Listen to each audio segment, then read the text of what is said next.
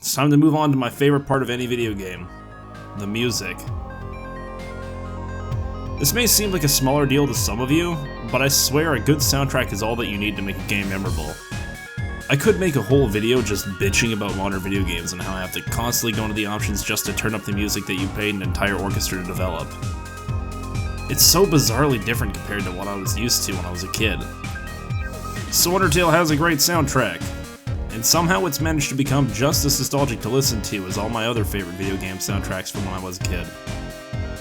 There were two things in particular that Toby Fox did with the soundtrack that made me personally love it. The first was the use of sound fonts from other games, especially Earthbound in my case. The moment I heard those songs that used the Earthbound sound font made my hair stand up. Especially for the song Amalgam, which is an appropriately named amalgamation of samples from The Place in Earthbound.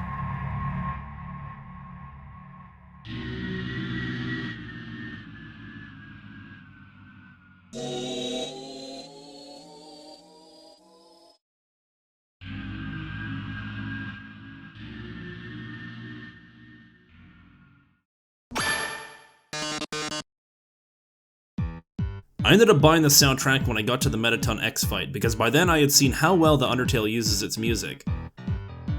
The game has a whole bunch of leitmotifs that you can encounter right from the start of the game. Leitmotifs, for those of you who don't know, are the reoccurring melodies that you hear throughout a piece of work.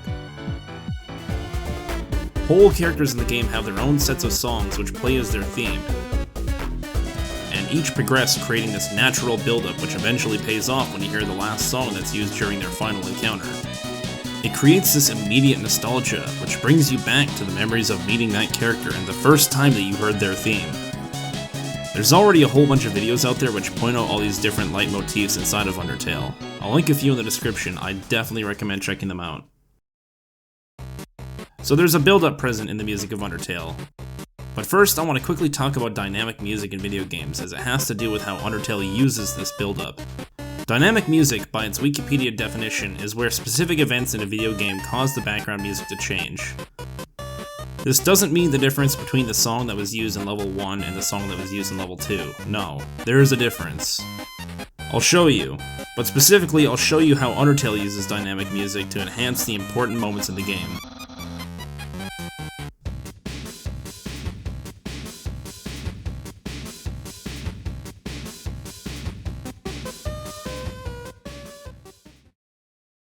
There are a few examples of this, but the very best examples are during the Omega Flowey and the Azrael Dreamer boss fights.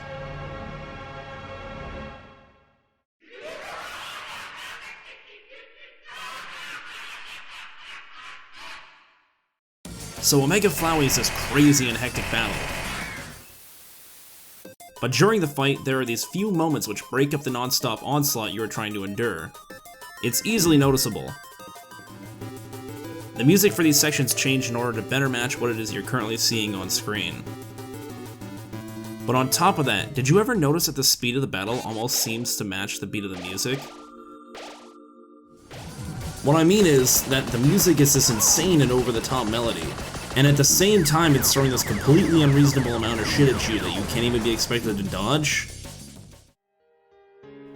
But if you endure for long enough, the music becomes somber, and you are given this moment to heal up, and eventually even a chance to counterattack.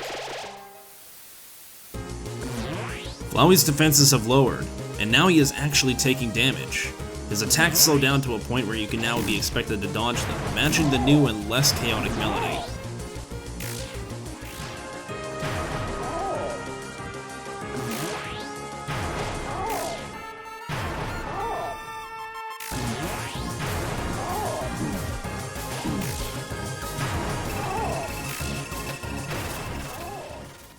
You can easily witness this same change during Azrael's fight, as it starts off very plainly as it's making a callback to the fight with Toriel. The battle simply states that it's the end, when suddenly the music comes crashing in and the background explodes, immediately interrupting anything that Azrael was doing, and then the game tells you that the true final battle is beginning. You can now start to see how every aspect of the game is coming together to try and create these intense and memorable moments. So to continue that thought, let's move on to the last section. The gameplay, and how everything adds up to create the narrative. What is there to say in terms of gameplay? Well, it's a bullet hell game, you can attack, and there are some dialogue options. Pretty simple stuff, really. Well, kind of. What Undertale doesn't have in complexity in terms of gameplay, it makes up for in variety. The game is constantly throwing new gimmicks at the player to overcome in order to progress the game, ensuring that each boss fight is something entirely different. While I originally hated the idea of a game that is essentially changing its rules on you constantly, after a while I began to see how this plays into the theme of determination. The character and you are both forced into unexpected situations, and in order to persevere you must adapt and overcome them. And even if that results in your failure, the game continues to remind you to stay determined. The truly neat feature about Undertale's combat is how it's driven by each battle's own unique dialogue. So on a pacifist run of the game, you end combat by either running away, attacking your enemies without killing them, which is a risky option and most people try to avoid, or by sparing your enemies. In order to spare your enemy, the game makes you analyze what it is the enemy is doing and saying in order for you to pick the right dialogue options.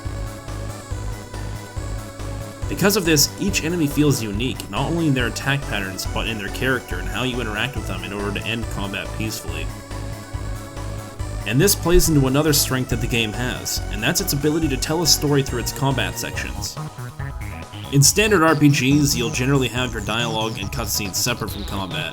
You'll get a character who will just before fighting explain why it is they must stop you, and then you fight them. They sometimes say a line right at the end of combat if they are important enough, and then they die. The end. But in Undertale, dialogue and combat happens at the same time, and some of the most meaningful character arcs happen during the middle of combat. This is easily observable in any of the boss encounters, but I feel like it was done best for Mettaton. Just prior to the fight, as a character, Mettaton was just an evil, albeit quirky, human killing machine. He does have his own character traits, and he has had some pretty memorable moments up until now, but his motivation seems pretty clear. He is programmed to kill you because he's an evil robot. However, the game has secretly been working towards a dramatic final confrontation with Mettaton, and just before combat, he gives you some much needed insight on Dr. Alphys, which sort of contradicts Mettaton's character up until now, as he is exercising some level of autonomy outside of his programming.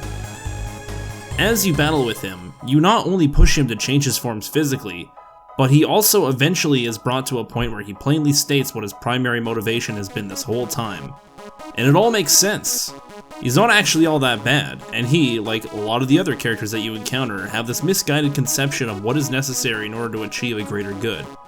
And by battling with him, you help him to reach some sort of breakthrough. If you think about it outside of the game's mechanics, this is kind of what the fallen human's ability is. Staying determined in the face of danger while saving everyone that they meet. In the music section, I talked about how the speed of certain battles lines up with the music in order to create this more intense and memorable moment. But the gameplay also helps with this as well. Did you ever notice, during your battle with Asgore, that your health dropped to 1 by the end of one of his attacks? 1 HP, man, you barely survived that. You must have got super lucky. Or did you? So just before you fight Asgore, you are given the Worn Dagger and the Heart Locket, the final equipment of the game. With the Heart Locket equipped, Asgore's attacks will always be hitting you for 5 damage. And on a pacifist run, that means that you're going to be dead in just 4 hits. So how then would your health ever drop to 1? Well, it's possible because the game is saving your life. It's giving you an extra hit so that you can look at your health bar and you can realize just how difficult the boss you are facing is. And I mean that even at 2 health with an inferior armor item, his next attack will always bring you down to 1. Obviously, it would be actually harder if he just killed you in just 4 hits, but by doing it this way, the fight feels harder, and it fills you with more determination to win. Because this element ties so well with the theme of the game, I think they saved it for only the most important fights. You may have noticed the same thing happening during the Omega Flowey fight, even if it was just out of the corner of your eye. During the fight, you don't even have a number for your health, you're just forced to put your trust in this little yellow bar. And his hits just completely chunk you for damage. But man, there's so much happening you could barely even pay attention. Except, oh wow, that last bit of health is really going a long way.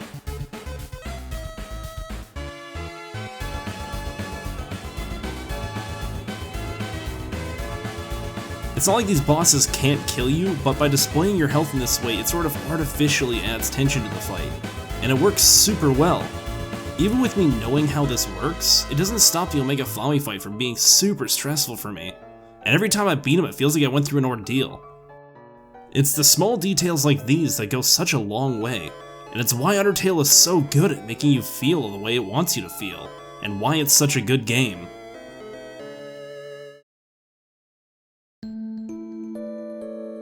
So in conclusion, when it comes down to it, the reason why people love Undertale so much is because of the lasting effect it had on them. The moments are powerful, interesting, and entertaining, and even though it's such a small game by comparison to others of the genre, it packs so many more of these moments that other longer games have.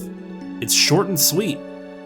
If I could go on longer, I'd love to gush about how diverse the different emotional impacts this game has to offer, from the polar differences between the pacifist and genocide routes, how hype and motivating one is and how the other one makes you feel like a piece of human fucking garbage, or how fucking creepy this shit is. Like, holy fuck, dude. Hopefully by now, if you're someone who still doesn't see why Undertale could be considered a 10 out of 10 game, then hopefully you can at least respect the amount of work and care that went into it. And there's still so much more that me and everybody else who's talked about Undertale still hasn't articulated that can make up another 10 episodes of Did You Know Gaming, or, you know, any of these. But seriously, I hope that if you stuck it out this long that you at least enjoyed the video, and hopefully you learned something new. With the amount of content that there is out there for this game, it's hard to tell what people have already talked about, so I hope that this has at least had some meaningful insight. If you haven't played the game already, I seriously urge you to buy it. Trust me, there is a big difference between watching the game and playing it. This man worked his ass off for your $10, so if you want to help him out a bit, why not splurge a bit and buy a shirt? Maybe we can look forward to another game like this in the future. And seriously, thank you for watching.